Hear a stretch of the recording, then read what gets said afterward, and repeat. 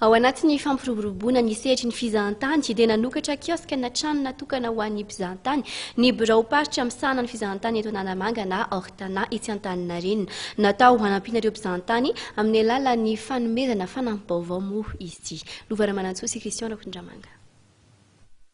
Mpizahatany manodidina 7 arivo no indrasan'ny birao paritra misahana ny fizahantany eto Analamanga na ny Ortana mandritra ny vanim-potoana fizahantany izay sokatra afaka andro vitsivitsy raha toa ka 3 arivo fotsiny izany tamin'ny Tondasa.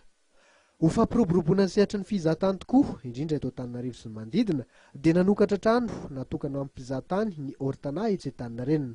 Anisan'izany zany ny fanatsarana ny fandraisan'ny vahiny eto Analamanga. Dia ao anatin'izay fiaraha-miasa izay zany no nanorenana ity kiosque moa zany antsointsika azy fandraisana ny vahiny eto Antananarivo.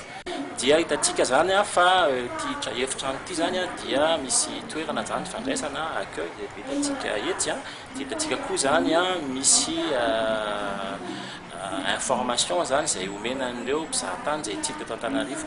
Ny information ilainy moa zany dia resaka carte moa zany carte ny tanàna atao amin'ny office zany dia ahitana ny carte ny tanàna Antananarivo ho an'izay izay rehetra zany mitady an'izay na teratany na vahiny. Ny teknolojia moa efa mandeha dia nanaovantsika zany ity borne tactile numérique ity. Vokatry ny fiara-miasa niaraka tamin'ny commune Antananarivo renivohitra no nantontosa izao foto-drafitr'asa izao. Notokana tamin'ny mpombo visialy io maraina io izany trano manara-penitra ho fanampiana ireo mpizahatany izany. Lanona-panokanana izay natrehandreo olo manan-kaja maro samihafa.